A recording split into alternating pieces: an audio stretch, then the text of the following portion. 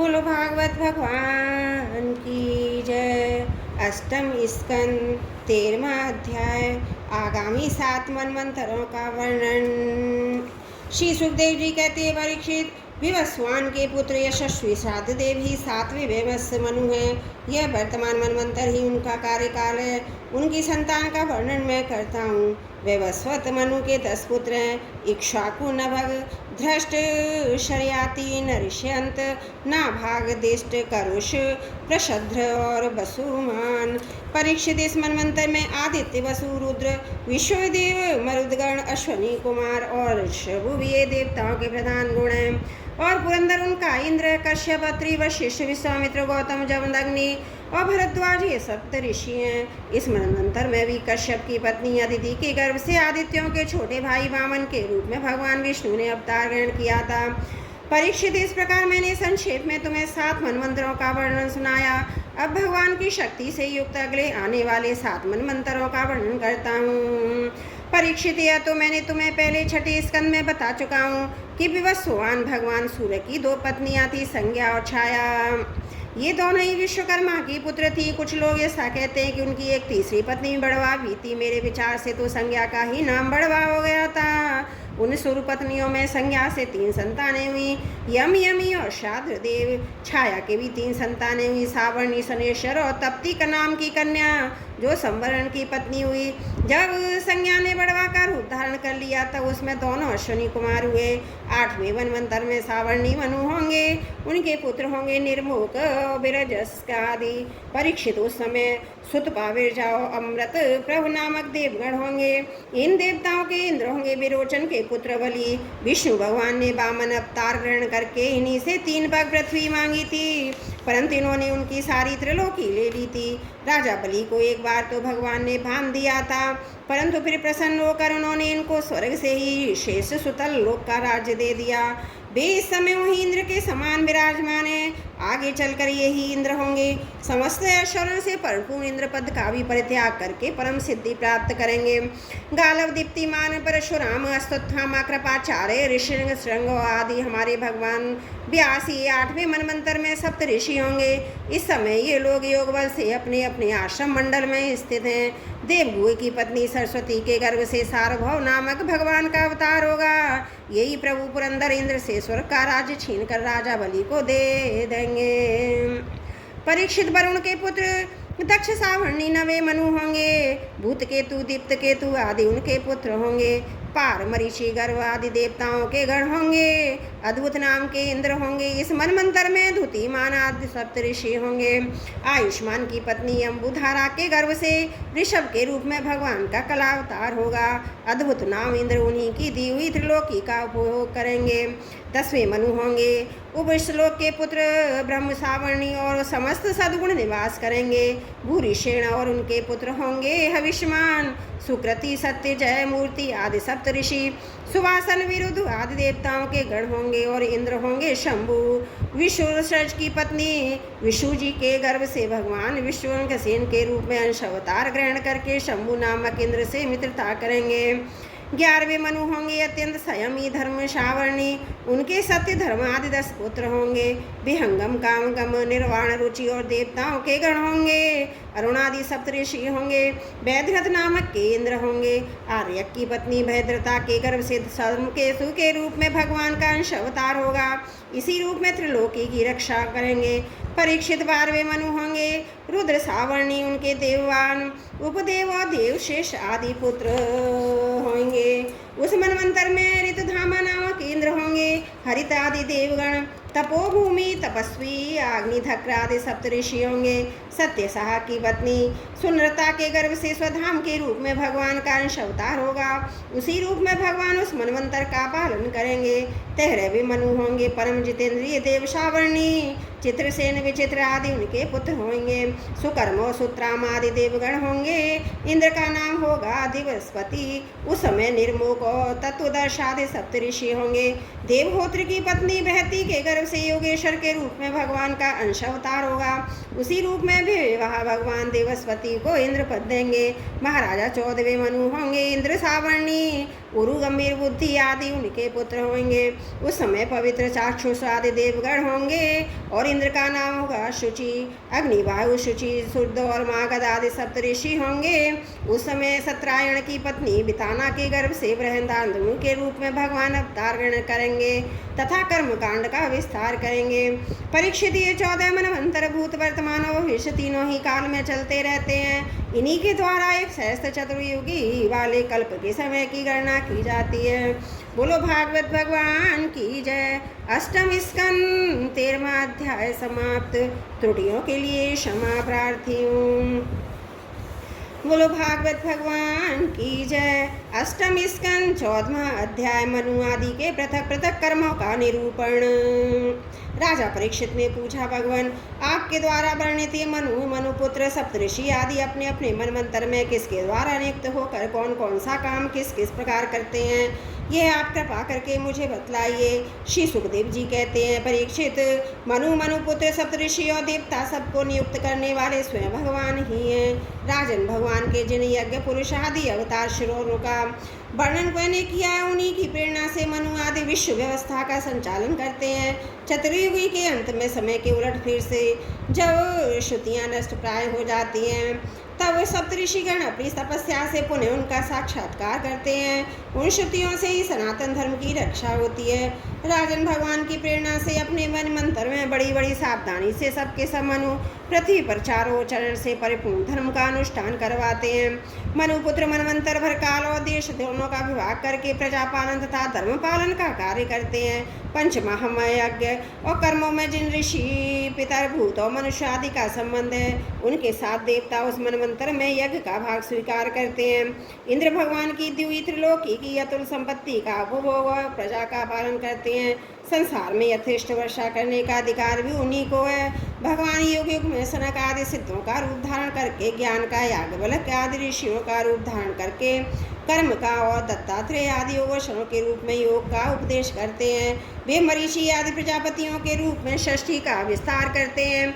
सम्राट के रूप में लुटेरों का वध करते हुए शीतोष्ण आदि विभिन्न गुणों को धारण करके काल रूप से सबको संहार की ओर ले जाते हैं। नाम और रूप की माया से प्राणियों की बुद्धि विमूढ़ हो रही है, इसलिए वे उनके एक प्रकार के दर्शन शास्त्रों के द्वारा महिमा तो भगवान की ही गाते हैं, परंतु उनके वास्तविक स्वरूप को नहीं जान पाते।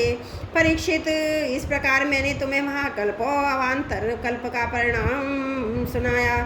पुराण तत्व के विद्वान ने प्रत्येक अवान्तर कल्प में 14 मनवंतर बतलाए।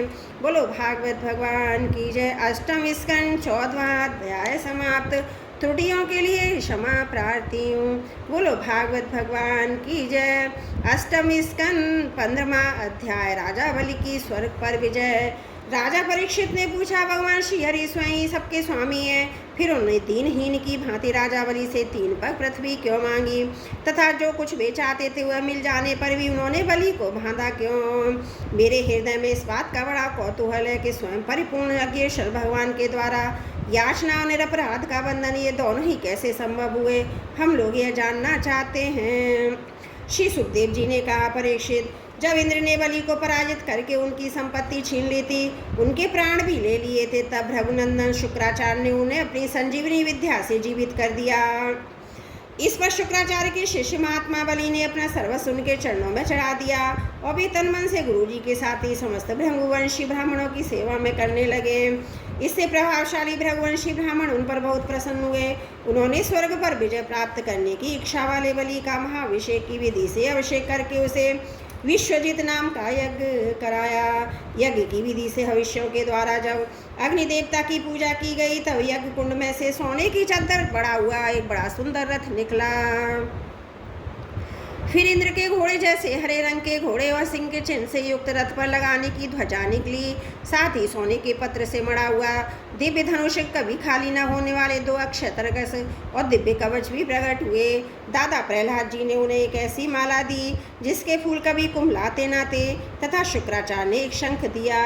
इस प्रकार ब्राह्मणों की कृपा से युद्ध की सामग्री प्राप्त करके उनके द्वारा स्वस्थ वाचन हो जाने पर राजा बलि ने उन ब्राह्मणों की प्रदक्षिणा की और नमस्कार किया। इसके बाद उन्होंने प्रहलाद जी से संभाषण करके उनके चरणों में नमस्कार किया।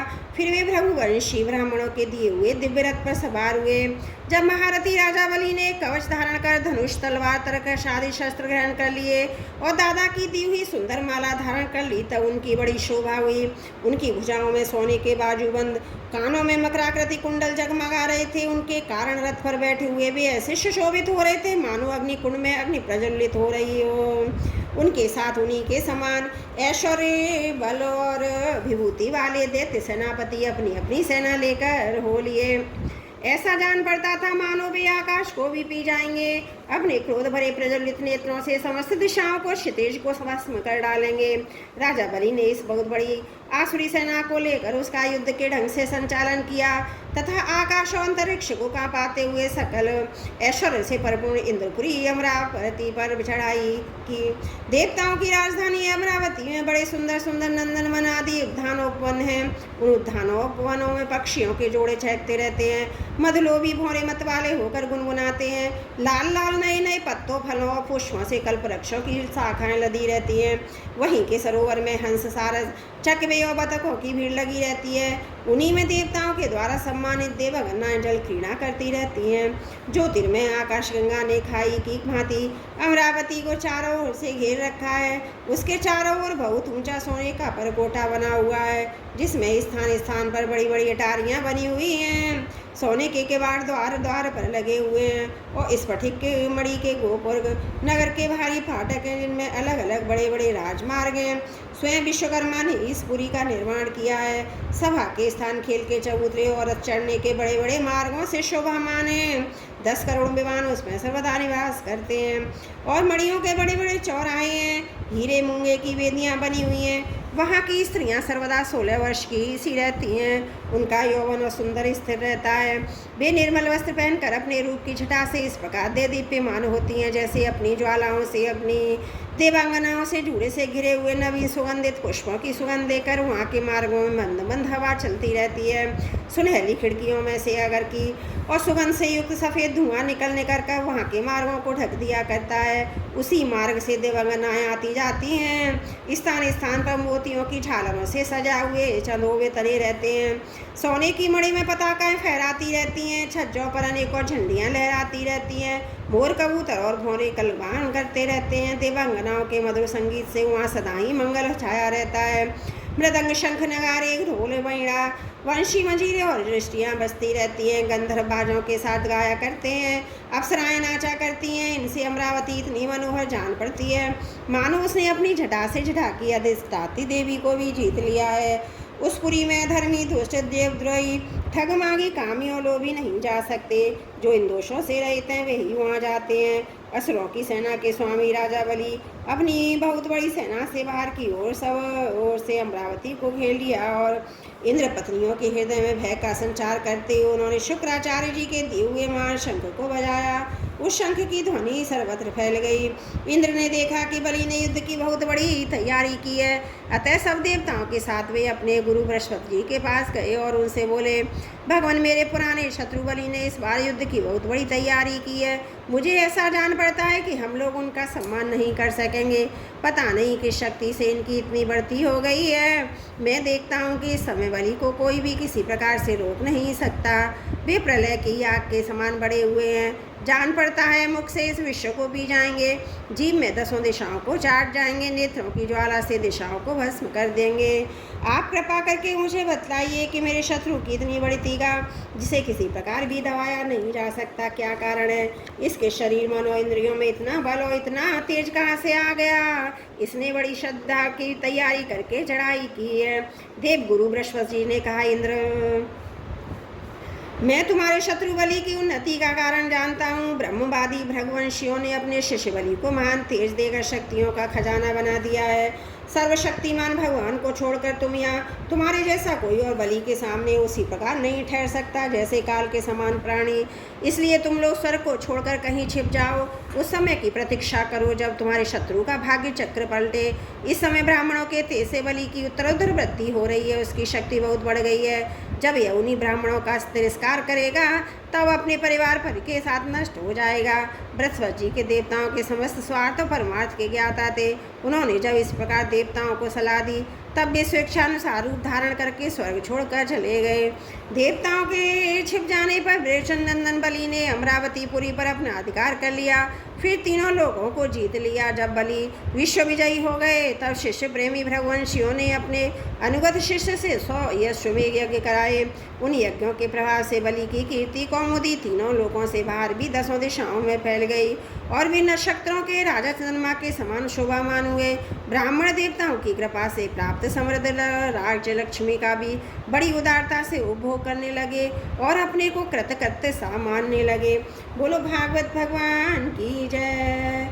श्रीमद् भागवत महापुराण अष्टम स्कंद 15वां अध्याय समाप्त। त्रुटियों के लिए क्षमा प्रार्थी हूँ।